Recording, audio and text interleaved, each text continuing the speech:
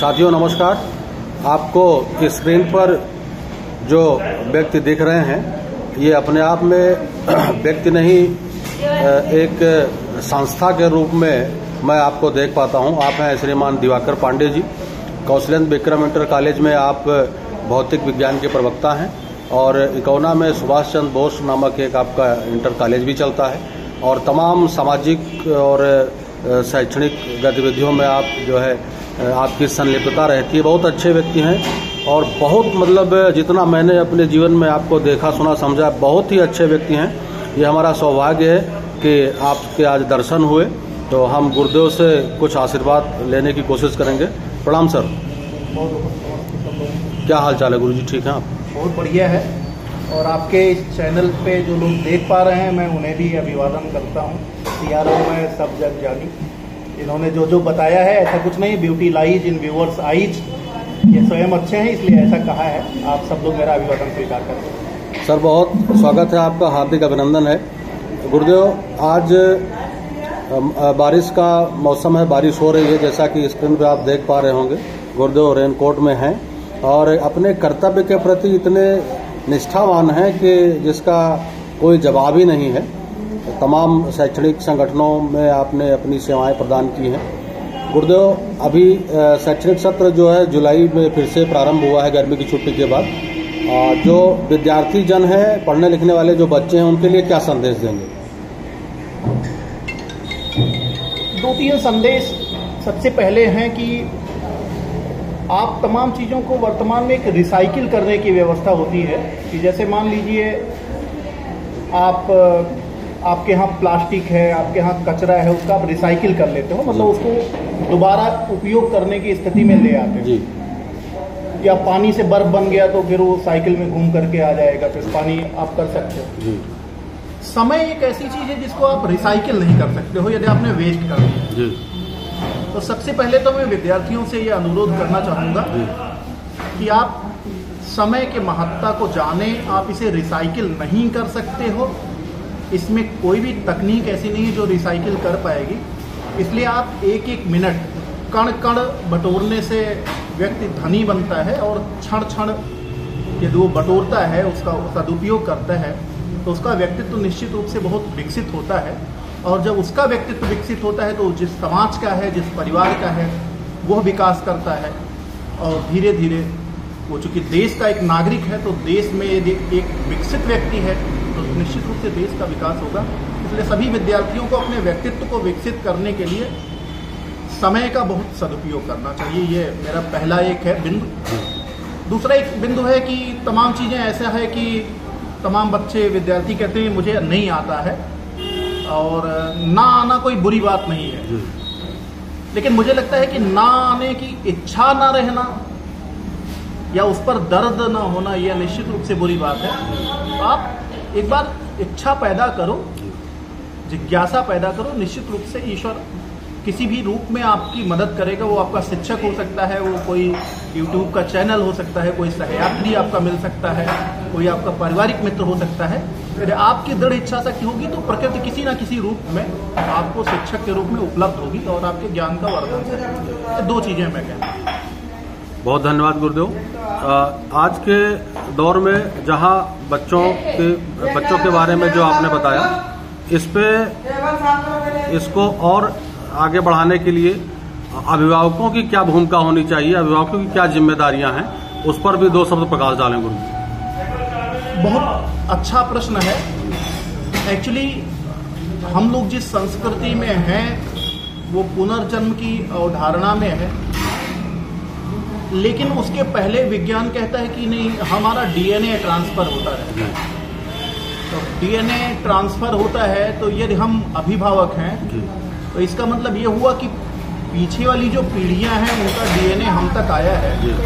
उनकी संस्कृति, उनके संस्कार जो एक दिन में बनते नहीं हैं, कोई तकनीक इसे बनाती नहीं है, बल्कि एक एक पल जो आपने जिया है वो सब के सब 1 सेकंड में आपके बच्चे में हस्तांतरित होते हैं। इसलिए अभिभावकों को बहुत सजग रहना चाहिए, इसलिए कि उसकी वो आने वाली पीढ़ी है जिसमें वो जिंदा है और उसी का कल्चर, उसी का व्यक्तित्व फिर उसके आगे वाली पीढ़ी में जाना जाएगा। तो निश्चित रूप से यदि आप चाहते हो कि आप अजर अमर रहो समाज में, लोग कहें नहीं इनका पुत्र है, इनका पौत्र है, इनका प्रपौत्र है, तो निश्चित रूप से आपको सजग रहना पड़ेगा विद्यार्थियों के अपने पालने के अच्छे भविष्य के लिए, उनके विकास के लिए। और निश्चित रूप से वर्तमान में जो हम अंधेरे युग से प्रकाश युग की तरफ आए हैं, उसमें शिक्षा एक बहुत ही, हमको लग रहा है शिक्षा को हटा दें तो कुछ बचेगा नहीं। शिक्षा एक बलवती साधन है, इसलिए आप सब अपने बच्चों के शिक्षा के प्रति जागरूक रहें। ज़्यादा कुछ ना कर पाएँ तो एक अच्छा और सुंदर बच्चा विद्यालय भेजें, उसके शर्ट कहीं फटे फटे हो, बटन टूट गई हो, इन सब छोटी छोटी चीज़ों पर भी ध्यान रहना चाहिए था। कहीं कुछ गंदा हो गया हो, आप उसको ध्यान रखें। बच्चा रेगुलर विद्यालय जाए, नियमित जाए, क्योंकि रसरी आवत जाते सिल पर परत निशान ऐसा कहा गया है। तो यदि आप नियमित रहेंगे तो निश्चित रूप से बहुत कुछ सुधार ले जाएंगे। और शाम के समय यदि कभी मौका लगे तो लड़के को 1-2 बार तो पूछ ही लेना चाहिए कि कुछ गृह कार्य मिला उसे आपने पूरा किया कि नहीं किया। मुझे लगता है कि आपका सिर्फ इतना 1 या 2 मिनट की बात जो टोका टोकी का है, वो विद्यार्थी को एक लेन पर चलाएगा और वो लेन फिर एक सपूत की लेन होगी, आगे ले जाएगी आपके पास। बहुत अच्छी बात गुरुजी आपने कहा, बहुत अच्छा संदेश दिया अभिभावकों के लिए। बच्चों में गुरुजी एक समस्या आ रही है, इस समस्या पे मैं आपसे आपका जो पॉइंट ऑफ व्यू है जानना चाहूँगा। आजकल बच्चों में समस्या आ रही है कि बच्चों और नाबालिग बच्चों में, एकदम शिशु वर्ग के बच्चों में मोबाइल के प्रति उनमें बहुत लगाव है, बहुत वो उसके प्रति लगे रहते हैं। तो ऐसे में क्या किया जाए, क्या संदेश देंगे सर? ये सवाल तो एक ऐसा सवाल है जिससे मैं व्यक्तिगत रूप से भी जूझ रहा हूँ। एक्चुअली मैं भी एक पिता हूँ एक बच्चे का, और मोबाइल में बहुत सलाहा है, बहुत आकर्षण है। मुझे लग रहा है कि वो फिल्म का एक गीत है कि तेरे चेहरे में वो जादू है, बिंडोर खिंचा आता हूँ, जाना होता है और कहीं तेरी ओर चला आता हूँ। मुझे लग रहा है कि इस आकर्षण के नाते आपने जो सवाल पूछा है, इसका उचित समाधान क्या हो, इस पर मैं बात कर ही रहा हूँ। लेकिन आपको एक उदाहरण बताऊं, अभी अमेरिका में पिछले साल एक विद्यालय का रिजल्ट बहुत खराब आया, तो विद्यालय प्रबंधन ने वहां की सुप्रीम कोर्ट में एक मुकदमा दायर किया कि सोशल मीडिया के प्रतिबंध को प्रतिबंधित कर दिया जाए, इसको बैन किया जाए। इसके नाते बच्चों का जो मानसिक विकास है वो अवरुद्ध हो रहा है, और वो तमाम प्रकार की नकारात्मक बातों में बड़ा जूझ रहे हैं।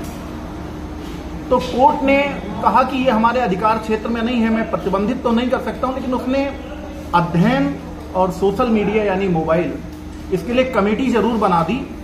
और अभी कल या परसों की न्यूज है कि स्विट्जरलैंड में ऐसा मोबाइल सब बैन करे गए हैं एजुकेशनल इंस्टीट्यूट में। तो इसके लिए तो ये है कि आप घर पे रहें तो कम से कम, मतलब एक, अभी मैं फिलहाल कर नहीं पाया हूं, लेकिन एक कोशिश कर रहा हूं कि एक रूम कम से कम ऐसा बनाया जाए, या घर का मान लीजिए बड़ा घर नहीं है तो छोटा ही घर हो, तो उसमें एक नो टेक्नोलॉजी जोन जिसे कहते हैं, मतलब घर का एक ऐसा कोना या घर का एक ऐसा कमरा जिसमें ये प्रतिबंधित कर दिया जाए कि इसमें कोई तकनीक का सामान लेकर के नहीं जा सकता। तो उससे क्या होगा कि कम से कम कुछ देर हम दूर रहेंगे, या उस घर में हम बैठेंगे तो आपस में बातचीत करेंगे, एक दूसरे की समस्या सुन पाएंगे, एक दूसरे को समझ पाएंगे, और जो परिवार में पहले माहौल था उसको शायद क्रिएट कर पाए। तो हमारी कोशिशें हो सकती हैं। पहला तो यह है कि अभिभावकों को तो यही चाहिए कि वो स्वयं भी कुछ दूरी बना पाएं, थोड़ा कम कर पाएं तो अच्छा है, या घर पे आने पर नेट बंद करें और लड़के को एक डाइवर्जन, क्योंकि जो ऊर्जा होती है उसको मोड़ा नहीं जा सकता, जस्ट एंटी मोड़ दें संभव नहीं, लेकिन उसकी दिशा जरूर बदली जा सकती है। तो जिस समय वो मोबाइल के लिए एडिक्ट हो रहा हो, उसको कोई और चीज़ें, कोई खिलौना है, कोई कॉपी या बुक में कोई फ्लावर बनाना है, कोई स्केचिंग करनी है, ऐसे वर्क दे करके उसका डाइवर्जन जरूर किया जा सकता है। और मोबाइल के कुप्रभावों को अभिभावक के ठीक से समझ गया तो मुझे लग रहा है अपने लड़के को निश्चित रूप से रोकेगा कि नहीं, ये ठीक नहीं है। बाकी तो तमाम इस पर कविताएं बनी हैं कि हमारे सामने ही हमारे बच्चे को ये सोशल मीडिया लील रहा है, और मैं देख रहा हूँ, मैं कुछ कर नहीं पा रहा हूँ। लेकिन ईश्वर हम सबकी मदद करे, और निश्चित रूप से यदि हम जागरूक होंगे कि सच में ये बहुत बुरे दौर से हमारा बच्चा गुजर रहा है, तो निश्चित रूप से ईश्वर कोई ना कोई मदद करेगा, हम लोग इसमें पार होने में सफल हो पाएंगे। बहुत धन्यवाद गुरुदेव। एक प्रश्न और है कि आप, जहाँ तक हमें जानकारी है, पर्यावरण के बड़े प्रेमी हैं आप। एक पोस्ट हमने आपकी देखी थी जब जून में 45 डिग्री तापमान में जो कथित रूप से समाज सेवी लोग हैं वृक्षारोपण कर रहे थे, तो आपकी एक पोस्ट आई थी, बड़ी अच्छी पोस्ट थी कि 45 डिग्री तापमान में जो पेड़ लगाने वाले, ये जब मानसून आएगा तब पेड़ लगाना। तो ये एक बड़ा अच्छा संदेश था गुरुदेव। वर्तमान में आप इसको कैसे देखते हैं? इस समय जब बारिश हो रही है, क्या करना चाहिए इस समय? नहीं, पेड़ तो एक ऐसा विषय है कि आप प्रत्येक व्यक्ति की एक इच्छा रहती है कि मैं ज्यादा दिन जीऊं और समाज मुझे जाने कि इन्होंने बहुत लंबा जीवन जिया है, लेकिन व्यक्ति की एक सीमा है, उसके बाद वो जिंदा नहीं रह सकता। तो मुझे लग रहा है कि यदि आपने एक आम का पेड़ लगा दिया और आपकी उम्र 30 साल है, आम के पेड़ की उम्र 100 साल, तो आप कम से कम 30 वर्ष आगे तक जीने के लिए अधिकृत हो गए, क्योंकि वो उसका आपके साथ जुड़ाव रहेगा। सेकेंडरी, देश हमें देता है सब कुछ, हम भी तो कुछ देना सीखें, और अगर हम नहीं देश के काम आए, धरा क्या कहेगी, गगन क्या कहेगा, ऐसी कविताएं बनी हैं, तो ये हमारी क्या नैतिक जिम्मेदारी नहीं बनती है कि हम इसी समाज से, इसी पर्यावरण से ऑक्सीजन लेते हैं, कार्बन डाइऑक्साइड का उत्सर्जन करते हैं, तो हमारा कूड़ा हमारी जिम्मेदारी, हमारा कूड़ा हमारी जिम्मेदारी। तो हमारा कूड़ा, कार्बन डाइऑक्साइड हमारा कूड़ा है, हम इसको सेट कहां कर रहे हैं? इसको व्यवस्थित करने का क्या हमारे पास, हमने कोई डस्टबिन में तो हम कार्बन डाइऑक्साइड डाल नहीं सकते? फिर हमारा कूड़ा होगा, गीला है, सूखा है, तो ऐसे कूड़े को हम किसी डब्बे में तो बंद कर सकते हैं, लेकिन कार्बन डाइऑक्साइड चूंकि गैसेस फॉर्म में है तो हम डब्बे में नहीं बंद कर सकते। इसका प्रबंधन कहां करें? तो इसका प्रबंधन के लिए सिर्फ एक जिम्मेदारी है कि आप वृक्ष लगाओ, और वृक्ष लगाओगे तो वो कार्बन डाइऑक्साइड को अवशोषित करेगा। तो हमारा कूड़ा हमारी जिम्मेदारी का जो स्लोगन है, वो एक तो वो बचेगा आपका, कि नहीं आपने जितना कार्बन डाइऑक्साइड का उत्सर्जन किया वो आपने निश्चित रूप से वृक्ष लगा करके आपने फिट कर दिया है। अब दूसरा प्राणवायु का विषय है। अभी कोरोना जैसी महामारी में आपने देखा ही होगा कि ऑक्सीजन के लिए लोग ऐसे तरस रहे थे जैसे लग रहा था कि नहीं बस कुछ मिल जाए, एक सिलेंडर ही मिल जाए तो जीवन बच जाएगा। ये आखिर हमने पहले क्यों नहीं सोचा था? प्रकृति का ये एक संकेत है ये कि अभी नहीं सुधरे तो भविष्य बहुत अंधकारमय होने वाला है। आप वृक्षारोपण को फोटो खिंचाने के लिए लगाना और वृक्ष को लगा करके उसको साल भर बिल्कुल बच्चे की तरह देखना, इन दोनों में डिफरेंस है। आशीष जी, मैं आपसे एक क्वेश्चन कर लूं कि मतलब आप देखते हैं कि सरकारी मशीनरी प्रतिवर्ष कहती नहीं हम इतने करोड़ पौधे लगाएंगे। डियर, आप सोचो कि आपकी जो उत्तर प्रदेश है ना, इसकी भौगोलिक सीमा विकसित नहीं हो रही है, बढ़ नहीं रही है, और जब ज्योग्राफी नहीं बढ़ रही है, भूमि नहीं बढ़ रहा है, तो इतने करोड़ पौधे प्रतिवर्ष लगाए जा रहे हैं। तो जब भूमि नहीं बढ़ी तो आखिर ये कहां लगाए जा रहे हैं? हाँ, ये बहुत अच्छा आपने बात रखा। तो ये प्रतिवर्ष जो है करोड़ों पौधे लगते हैं और क्षेत्रफल नहीं बढ़ रहा है। इसका मतलब है कि जो पौधे लगाए जा रहे हैं वो सूख जा रहे हैं। यस करेक्ट, आपने सही उत्तर। तो मैं कह रहा हूं कि इसका मतलब ही यही हुआ कि शायद हम फोटोग्राफी के लिए या सरकार की महत्वाकांक्षा में अधिकारी वर्ग, जिसको हम नौकरशाही कहते हैं, नौकरशाही का काम ही रहता है कि नहीं जो बजट आया है उसको खारिज करना, उसको खारिज करने के लिए उसका जो प्रबंध करना। तो ठीक है, पौधे लग तो गए, लेकिन यदि ये लगे ही रहते तो हर साल इतना फिर रोपण होने की संभावना बचती नहीं। इसका मतलब साफ है कि हम पौधे लगाते हैं सिर्फ फोटो खिंचाने के लिए, और ये बहुत कुप्रथा के रूप में डेवलप हो रहा है। कुप्रथा है। हम कह रहे हैं तमाम काम हम ऐसे भी कर सकते हैं जो जब बड़े हो जाएंगे तो दिखेंगे, आप बिना फोटो खिंचाए भी पौधों का रोपण कर सकते हैं। और आप ना कहें, लोग अपने आप कहें कि नहीं उन्होंने बहुत पौधे लगाए। ऐसे लोगों को पद्म विभूषण मिला है जिन्होंने बहुत पौधे लगाए, उन्हें कोई जानता नहीं था, उन्होंने कभी कोई फोटोग्राफी नहीं करी, लेकिन सरकार ने उनको खोज निकाला। आप भी खोजे जाओगे यदि आपका मन पवित्र होगा और आप अच्छे मन से पर्यावरण के संरक्षण के लिए, अपनी जिम्मेदारी के निर्वहन के लिए वृक्षारोपण करते हैं, तो निश्चित रूप से आप खोजे जाएंगे। लेकिन सिर्फ फोटोग्राफी करके किसी को खुश करने के लिए या अपने आधिकारिक दायित्व का निर्वहन करने के लिए नहीं, मुझे लाइबिलिटी दी गई थी इसलिए हम भी लोगों को बता दें हमने किया है। तो ये मुझे लग रहा है कि ये पर्यावरण के लिए भी बहुत अनुकूल नहीं है और मुझे लग रहा है इससे बहुत सशक्तिकरण भी नहीं है। यदि आप चाहेंगे प्यार सच्चा हो तो राहें भी निकल आती हैं। आप चाहें कि नहीं पर्यावरण के लिए अनुकूलन रहे तो आप वृक्षारोपण बिना फोटोग्राफी के भी कर सकते हैं। तमाम जगह चिन्हित करिए, उसके लिए परिश्रम लगता है। अब मैं एक बात आशीष जी और पूछना चाहता हूँ, अरे भाई वृक्षारोपण करने के लिए कोई जरूरी कि सफेद कुर्ता सफेद पाजामा लकालक एकदम से रहे? आप हाफ पैंट पहन करके भी लगा सकते हैं। आपके हाथ में फावड़ा लिखे नहीं, आप श्रमशील हो इस समय तब भी लगा सकते हैं। लेकिन कभी कोई पिक्चर नहीं दिखती जिसमें ये लगता हो कि नहीं कोई आदमी श्रमशील व्यक्ति कोई ऐसा कर रहा है। ऐसा लग रहा है कि नहीं औपचारिकता निभाई जा रही है, उन्होंने पेड़ पकड़ लिया फिर 5 आदमी और बगल से बैठे हुए हैं। तो आप श्रमशील रहो, ये दिखे कि नहीं आप एक्चुअल काम कर रहे हो, तब जाकर के ये अच्छा काम बनेगा। और मुझे लग रहा है कि इस तरीके की पिक्चर आने से जिसमें लगे कि नहीं व्यक्ति काम करता हुआ उसने सच में वृक्षारोपण किया है, निश्चित रूप से अच्छा होगा। बहुत अच्छी बात कही गुरुदेव आपने, बहुत ही समझने वाली बात है। और अभी आपने जो कहा बिल्कुल, आप चूंकि जो बाहर से दिखते हैं अंदर से भी वही हैं। पिछले साल आपने एकौना में संजय पार्क में पौधारोपण किया था, वृक्षारोपण किया था और आपने उसकी फोटो खींचने से मना भी किया, लेकिन ये था कि हम लोग जैसे आपके साथ जो शिष्यगण थे फोटो जबरदस्ती खींच लिए थे। तो ये बड़ी अच्छी बात आपने कही कि व्यक्ति को लगे कि श्रमशील होना चाहिए और खुद के श्रम से लगाया कि पौधे जब बड़े होंगे तो देख के बड़ा आनंद की अनुभव। आपने वो याद दिलाया। अभी भी मुझे लग रहा है कि संजय पार्क में सभी पौधे तो नहीं बच पाए, लेकिन उसमें से 5 पौधे ऐसे हैं जो बड़े हो गए, जिनकी लंबाई नियर अबाउट 10 फीट से ज्यादा है। मुझे प्रसन्नता देती है जब मैं उधर से गुजरता हूँ कि इसमें एक भी पौधा नहीं था और वो हरियाली कहीं ना कहीं वहाँ जो किनारे पटरी वाले लोग हैं उनको आज से 2-3 साल बाद निश्चित रूप से छांव देगी और जब वो मई की तपिश में उसकी थोड़ी छांव लेंगे तो उनके लिए आहें निकलेंगी कि नहीं अच्छा काम है। जी बहुत सही आपने कहा गुरुजी। थोड़ा इन विषयों से हट के अभी जो समसामयिक मुद्दे हैं उन पे आपका पॉइंट ऑफ व्यू लेंगे।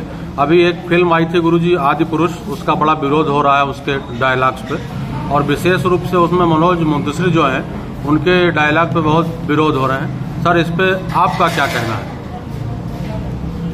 नहीं, मनोज मुंतशिर तो एक मोहरा बन गए क्योंकि उन्होंने फिल्म बनाई।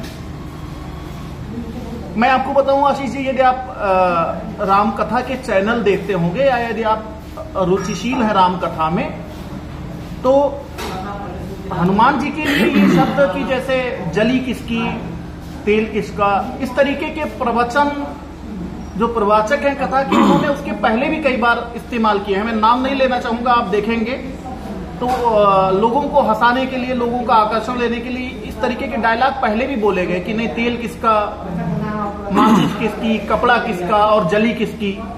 तो जनता उधर से बोलती थी नहीं जली रावण की।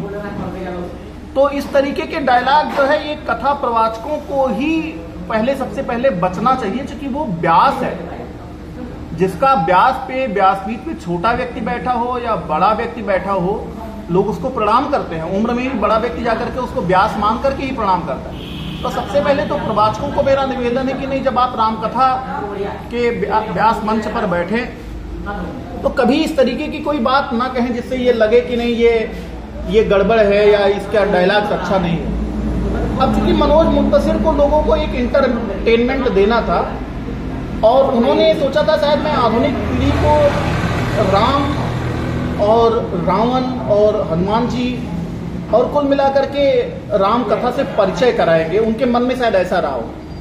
लेकिन मनोज मुंतशिर को ये नहीं पता है कि यहाँ का बच्चा बच्चा राम है,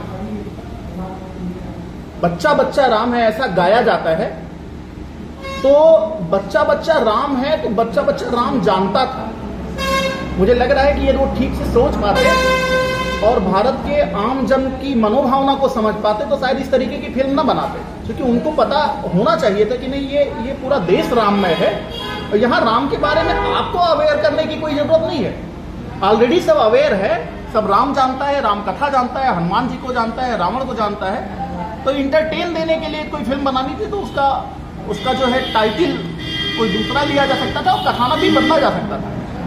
परंतु रावण और हनुमान को इस तरीके से दिखाना मुझे लग रहा है कि वो इसके पहले चूंकि रामानंद सागर द्वारा रचित रामायण लोगों के मन में बैठा है। राम को ना हमने देखा है ना आपने देखा है, लेकिन लोगों ने या समाज के बहुसंख्यक वर्ग ने रामानंद सागर की रामायण को आत्मसात कर लिया था। उनके मन में ये था नहीं राम ऐसे होते हैं। तो वो जो कंट्राडिक्शन आया उसके नाते ज्यादा विरोध हुआ है। मुझे लग रहा है आदिपुरुष पहले ही ऐसे आई होती तो शायद विरोध का स्वर इतना ना होता। सबसे पहले रामानंद सागर से पहले इन्होंने ही बनाया होता तो शायद विरोध का स्वर ये नहीं होता। तो ये एक प्रकार से रहा है। फिलहाल उनके डायरेक्टर को, उनके कथानक लेखक को इस पर विचार करना चाहिए था कि उन्होंने गलत पॉइंट चूज किया और उनका असेसमेंट समाज के बारे में गलत था। वो जान नहीं पाए कि राम के बारे में सब जानता है और उनकी मर्यादा को भी जानता है। यदि ये जान पाते तो मुझे लग रहा है निश्चित रूप से आदिपुरुष और जिसमें राम को दिखाना है ऐसा ना दिखाते। वो मर्यादा पुरुषोत्तम है, उनके शब्द भी मर्यादित रहेंगे।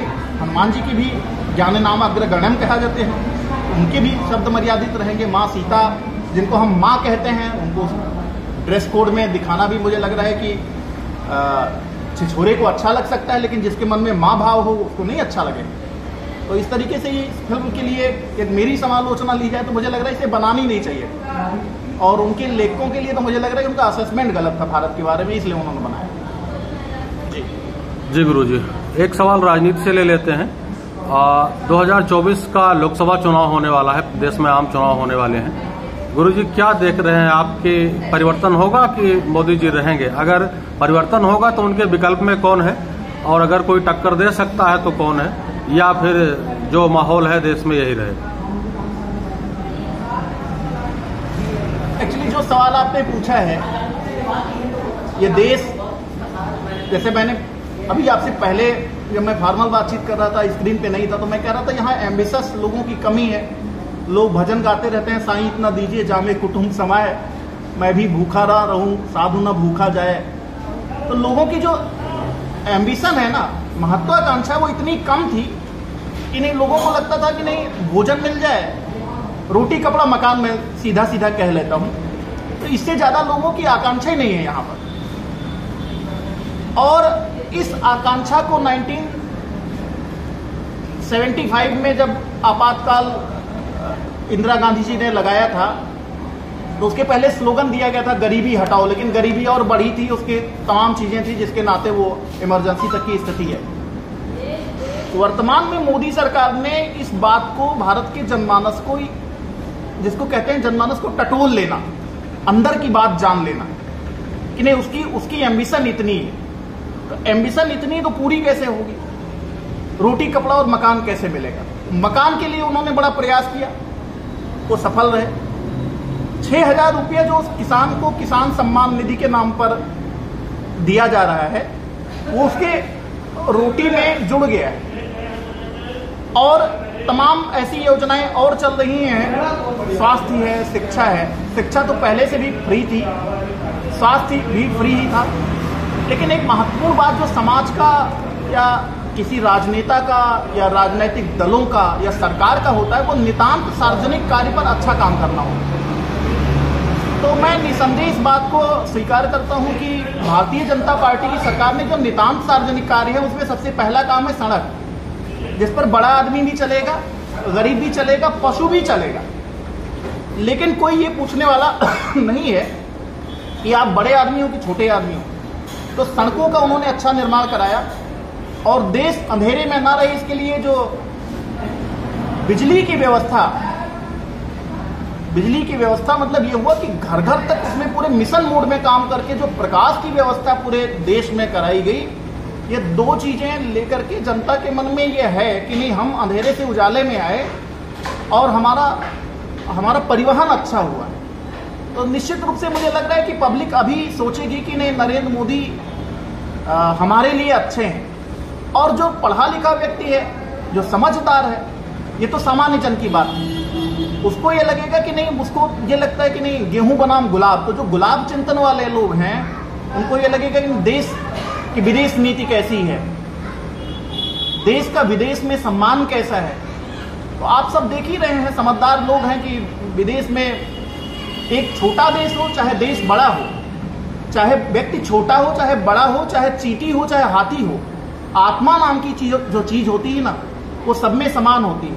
ऐसे ही एक राष्ट्र के लिए जो संयुक्त राष्ट्र संघ का सदस्य है, उसमें जो संप्रभुता है, सॉवरेनिटी जिसे कहते हैं, वो सब में समान होती है। परंतु अभी आपने देखा था कि एक देश के राष्ट्राध्यक्ष ने मोदी जी के पैर छुए। मतलब संप्रभुता ने, एक आत्मा ने दूसरे आत्मा को ऐसे आलिंगन कर लिया, या ऐसे कह सकते हैं कि वो झुक गया। ये सब देश की समृद्धि को बढ़ाने वाले तंत्र हैं, एक बिंदु है, मान बिंदु है। मुझे निश्चित रूप से लगता है कि अभी वर्तमान में मोदी जी को एक टर्म जनता देने की सोचेगी, क्योंकि उनका रिटायरमेंट भी है, 75 साल से पूरे हो जाएंगे। तो निश्चित रूप से मुझे लग रहा है कि अभी सरकार में परिवर्तन की संभावनाएं कम है। बाकी विपक्ष को सशक्त होना चाहिए। एक राजनीतिक विज्ञान के समझ रखने के नाते मैं कहता हूं कि एक सशक्त विपक्ष के बिना सरकार अच्छा काम नहीं करेगी। मेरी विपक्ष के लिए भी शुभकामनाएं हैं कि आप सशक्त बनो और सरकार को एक लेन में चलाइए। बहुत विस्तार से गुरुजी आपने इस प्रश्न का जवाब दिया। हमें लगता है कि हमारे दर्शक इस जवाब से आपके संतुष्ट होंगे। गुरुजी, एक प्रश्न मैं अपनी तरफ से और कर रहा हूं। कोई भी राजनीतिक दल या जिसमें आप पूर्व में भाजपा में जिला संयोजक रहे आप शिक्षक प्रकोष्ठ के, क्या अगर आपको लोकसभा 58 श्रावस्ती का प्रत्याशी बनाए तो आप तैयार हैं इसके लिए? नहीं, ये मेरे लिए अभी कुल मिलाकर के कहना ठीक नहीं है। इसलिए चूंकि डेजर्व देन डिजायर की सोच प्रत्येक व्यक्ति को रखनी चाहिए। मैं अभी बहुत सामान्य आदमी हूँ आशीष जी। मेरी प्रत्येक शुभकामनाएं, जो भी प्रत्याशी यहाँ के लिए आए सबके लिए मेरी शुभकामनाएं हैं। विशेषकर भारतीय जनता पार्टी में विद्यार्थी परिषद में मैंने काम किया है, तो भारतीय जनता पार्टी के प्रत्याशियों के लिए मेरी शुभकामनाएं हैं। मेरा तन मन धन समर्पण रहेगा। परंतु मुझे अभी लग रहा है कि मैं डेजर्व की सिचुएशन में नहीं हूँ, क्योंकि प्रत्येक गांव से 10-5 लोगों को जान लेना, उनके सुख दुख में सम्मिलित हो पाना, उन्हें प्रणाम कर पाना, उनके लिए निवेदन कर पाना और अपनी बात भी रख पाना, ये डेजर्व की सिचुएशन होती है। मैंने चूंकि डेजर्व नहीं किया है, अभी मैं श्रावस्ती जनपद में भी जितने गांव हैं सब में नहीं जा पाया हूँ, इसलिए मुझे लग रहा है कि ये सोचना मेरे लिए अभी अच्छा नहीं है। हाँ, ये जरूर कहता हूँ कि यदि कभी आप लोगों की शुभकामना रही, भगवान ने चाहा और उस स्थिति में हम पहुँचे तो जरूर मुझे कोई खराब थोड़ा ना लगेगा, क्योंकि भारत की संसद में अपनी बात कहने से वो एक प्रकार से राष्ट्र की बात होगी। मैं भी कहूँगा जो मुझ में समझ होगी जी। और हम भी सर प्रार्थना करेंगे कि आप जैसे लोग अगर देश की राजनीति में आए और संसद में अपनी बात रखें तो शायद इस क्षेत्र का ज़्यादा कल्याण होगा, ज़्यादा भला होगा। बहुत बहुत धन्यवाद गुरु जी हमसे बात करने के लिए। एक आखिरी प्रश्न आपसे है कि आपका इकोना बाजार में एक इंटर कॉलेज चलता है सुभाष चंद्र बोस, तो आपके विद्यालय में अभी एडमिशन की क्या प्रक्रिया है, कब तक समाप्त होगी, कब से चल रहा है? और विद्यालय का आपके अभी जो रिजल्ट आए थे, रिजल्ट बड़ा अच्छा आया था, उस संबंध में क्या कहना है आपका? विद्यालय के लिए सच में मैं एक निमित्त हूँ। फिलहाल चल रहा है विद्यालय सुभाष चंद्र बोस। जब मैं एमएससी का विद्यार्थी था मैं बहुत प्रभावित था। मैं अभी भी लोगों को कहा करता हूँ कि भारत में आधुनिक भारत के लिए एकमात्र कोई अनुकरणीय व्यक्तित्व है जो आधुनिक गार्जियन के लिए है, क्योंकि प्रत्येक बाप की इच्छा होती है कि नहीं उसका बेटा देश की सर्वोच्च सेवा IAS को पास करे। और कोई महापुरुष जिसने IAS की परीक्षा पास करी, वो भी इंग्लैंड में जाकर के, जिसका साहस अद्भुत था, जो हिटलर से मिला, जिसने जापान की मिलिट्री को अपने वाकपटुता से, अपने साहस से लड़ने के लिए मांग लिया, जबकि एक अकेला व्यक्ति, वो राष्ट्राध्यक्ष भी नहीं था, और जिसने एक अतुल्य बलिदान दिया जिसको फिर कोई दूसरा नहीं दे सकता है। मैं उनसे बहुत प्रभावित था और इन्हीं बातों को लेकर के नेताजी के नाम पर सुभाष चंद्र बोस इंटर कॉलेज विद्यालय का नाम रखा गया। प्रवेश अभी जारी है, जितनी भी सीटें हैं उसके अकॉर्डिंग प्रवेश लिया जा रहा है और प्रत्येक बच्चे को मैं अपना बेटा समझ करके कि नहीं ये कितना आगे जाए, क्योंकि शिक्षक के लिए एक प्रकार से गौरव का विषय होता है जब कोई विद्यार्थी आगे बढ़ता है। मेरा पूरा प्रयास रहता है और मैं कहता हूं कि मुझे जितना समय मिलता है, मैंने अभी पहले भी कहा था कि दिल जला हम भी जले, घर भी जलाया हमने, रोशनी तेरे लिए और लुटाएं क्या क्या। तो मैं पूरी कोशिश करता हूं कि नहीं विद्यार्थियों में प्रकाश आए, उनका व्यक्तित्व विकसित हो, वो आगे बढ़ें और विद्यालय के नाम रोशन करने के साथ साथ उनका व्यक्तिगत भी विकास हो। इसके लिए मैं पूरी तरीके से समर्पित हूं। विद्यालय परिवार इसमें पूरा सहयोग करता है, प्रधानाचार्य और शिक्षकों की भी पूरी भूमिका रहती है। बहुत बहुत धन्यवाद गुरु जी हमसे बात करने के लिए। इस चैनल को आशीर्वाद दीजिएगा, हम सभी को आशीर्वाद दीजिएगा। बहुत बहुत अभिवादन सभी दर्शकों को, आशीष जी आपको भी thank you. Thank you sir.